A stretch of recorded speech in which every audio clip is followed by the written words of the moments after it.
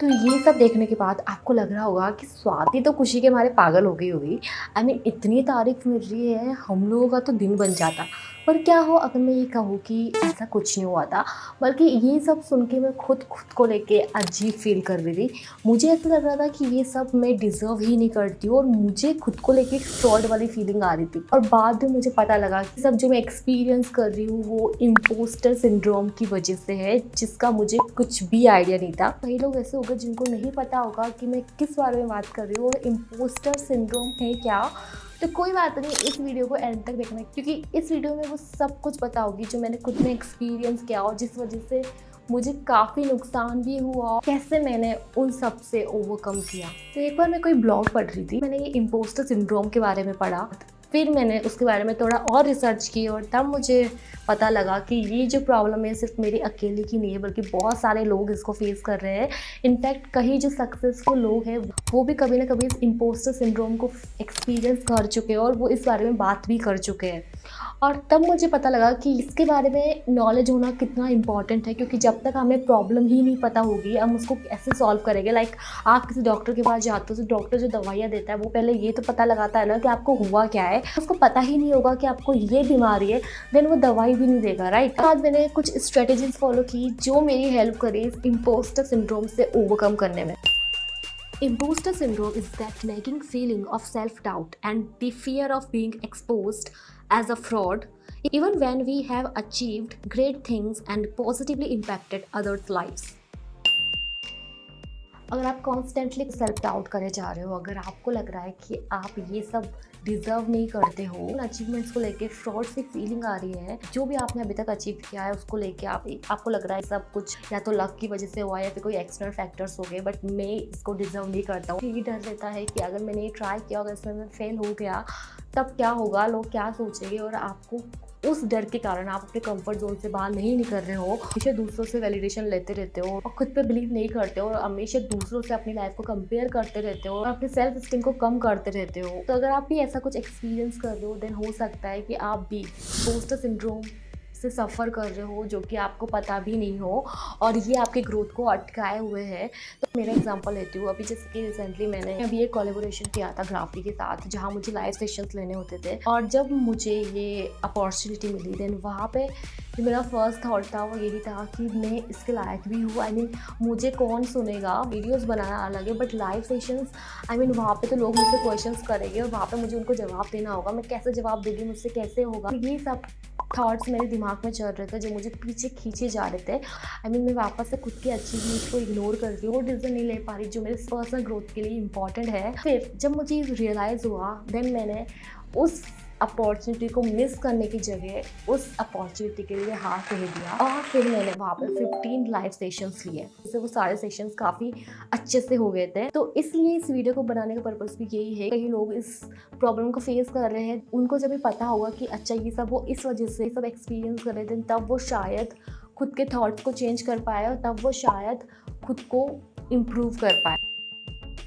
मैंने स्टार्ट किया करना वो ये है कि अब मुझे जो अचीवमेंट्स मिल रही है, वो जो लोग मेरी तारीफ कर रहे हैं, फिर जो लोग मुझे कॉम्प्लीमेंट्स दे रहे हैं, फिर कमेंट्स कर रहे हैं, जो बता रहे हैं कि मैं कैसे उनकी लाइफ में इम्पैक्ट डाल रही हूँ, कैसे मैं उनको इंस्पायर कर रही हूँ, को मैं एक्नॉलेज कर रही हूँ और उससे मुझे भी अच्छा फील हो रहा है और सामने वाले को भी मैं अच्छा रिस्पॉन्स दे पा रही हूँ। क्योंकि पहले जब कोई ऐसा बोलता था मुझे समझ नहीं आता था कि मुझे क्या बोलना है और कई बार तो मैं इग्नोर ही कर देती थी और कई बार मैं थैंक यू या छोटा सा कुछ भी बोल के या फिर छोटा सा रिप्लाई करके हट जाती थी, जिससे कि शायद लोगों को लगता था कि मैं कितनी रूड हूँ। बट ऐसा नहीं है, क्योंकि मुझे पता ही नहीं था कि कैसे रिएक्ट करना है उस चीज़ को लेके। ये मेरी हेल्प करा खुद का कॉन्फिडेंस बढ़ाने में और दूसरों के साथ भी मेरी रिलेशनशिप अच्छी करने में।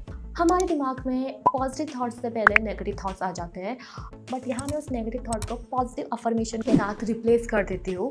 लाइक अगर मैं बोल रही हूँ कि मैंने पहले कभी नहीं किया है, मुझसे कैसे होगा, देन वहाँ पे अब मैं बोल दूँ मैंने पहले ऐसा नहीं किया है, बट इससे मतलब ये नहीं कि मुझसे ये होगा ही नहीं। तो यहाँ पे मैं खुद के वर्ड्स को भी चेंज कर रही हूँ, यहाँ पे मैं खुद को मोटिवेट भी कर रही हूँ कि पहले नहीं किया तो कोई बात नहीं, नया एक्सपीरियंस मिलेगा और मैं ये चीज़ कर सकती हूँ, एटलीस्ट मुझे ट्राई तो करना ही चाहिए। जब मैं ऐसे अपने नेगेटिव थॉट्स को पॉजिटिव अफर्मेशन में रिप्लेस करती हूँ, देन ये मेरी हेल्प करता है उस अपॉर्चुनिटी को लेने में और बाद में मुझे काफ़ी अच्छा फील होता है।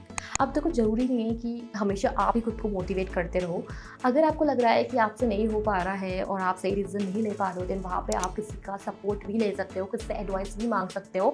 और ये मैं भी करती हूँ। अगर मुझे लगता है कि ये अपॉर्चुनिटी तो अच्छी है बट मुझे नहीं लगता कि मैं इसके लिए कैपेबल हूँ, या फिर पता नहीं मुझे लेनी चाहिए नहीं लेनी चाहिए, देन वहाँ पे मैं उन लोगों से बात करती हूँ जो मुझे समझा सकते हैं, जो मुझे बता सकते हैं कि ये मेरे लिए सही है या नहीं है। और उनके सपोर्ट की वजह से मैं उस अपॉर्चुनिटी के लिए हाँ कर देती हूँ।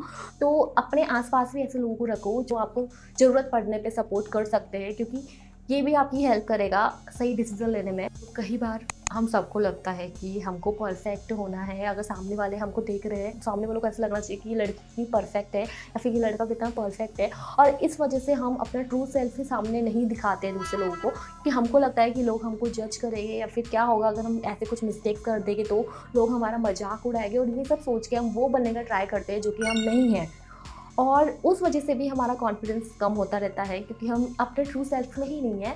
बट वहीं पर ही जब हम अपनी वल्नरेबिलिटी को भी सामने वाले लोगों को दिखाते हैं, जब हम उनको बताते हैं कि ऐसे ऐसे प्रॉब्लम्स हमने भी फेस किए और ये जो मिस्टेक्स आप कर रहे हो वो सब मिस्टेक्स मैं भी कर चुकी हूँ, जब आप खुद का एक्सपीरियंस भी सामने वालों को बताते हो जो कि परफेक्ट नहीं है, तो यहाँ पे सामने वाले ज़्यादा उससे कनेक्ट कर पाते हैं और ये आपको भी खुद को लेकर अंदर से अच्छा फील होता है। और यही अब से मैं करती हूँ, मैं इतना परफेक्ट खुद को नहीं दिखाती हूँ। अगर मुझे लगता है कि मैंने कुछ गलतियाँ कर ली या फिर मुझसे कुछ गलती हो जाएगी, फिर वो मैं एक्सेप्ट कर लेती हूँ और मैं ज़्यादा नहीं सोचती हूँ, क्योंकि पहले मुझे यही डर लगता था कि अगर मैंने गलती कर दी तब क्या होगा, और ये सोच के मैं कहीं अपॉर्चुनिटीज़ को मिस कर देती थी।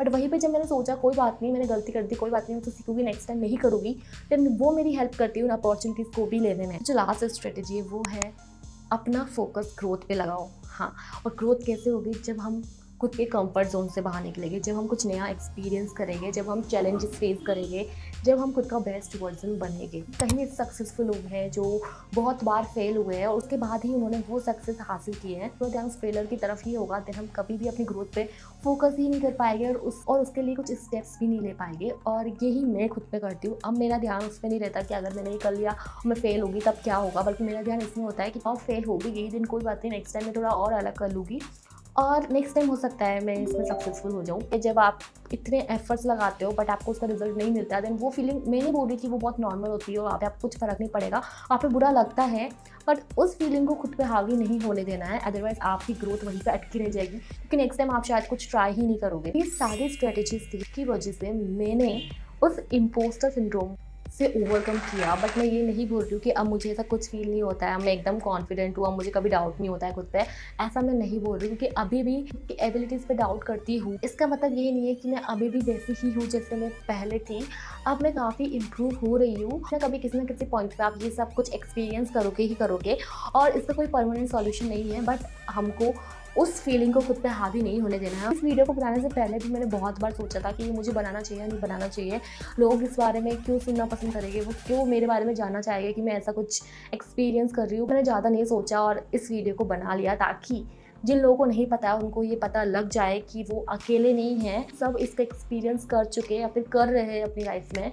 और जब हमको पता होता है ना कि हम अकेले नहीं हैं, काफ़ी लोग हैं जो ये सब चीज़ें फेस कर रहे हैं, देन वहाँ पे हम थोड़ा खुद को अच्छे से ट्रीट कर पाते हैं। अदरवाइज हम खुद को बहुत ब्लेम देते रहते हैं और हमको लगता है कि ये हमारे साथ ही क्यों हो रहा है। तो एक इंसान की भी इससे हेल्प हो रही है, देन वो मुझे काफ़ी अच्छा फील होगा। तो मुझे कमेंट सेक्शन में बताना मैंने ये वीडियो बना के सही करा या नहीं करा, अपना ऑनेस्ट फीडबैक देना। और जो लास्ट वीडियो था उसमें आप लोगों ने बहुत ज़्यादा सपोर्ट किया है, मुझे काफ़ी कमेंट्स आए, so thank you so much guys, ऐसे ही सपोर्ट करते रहो। तो अब अगर आप इस चैनल पे फर्स्ट टाइम आए हो देन प्लीज़ इस चैनल को सब्सक्राइब कर देना। और देखो, आप लोगों के सपोर्ट की वजह से ही मैं इस चैनल पे कंसिस्टेंट हो पा रही हूँ। इस वीडियो को दूसरे लोगों के साथ भी शेयर करो, अपने फ्रेंड्स के साथ, फैमिली मेम्बर्स के साथ, ताकि उनकी भी हेल्प हो सके। तो अब हम मिलते हैं नेक्स्ट वीडियो में।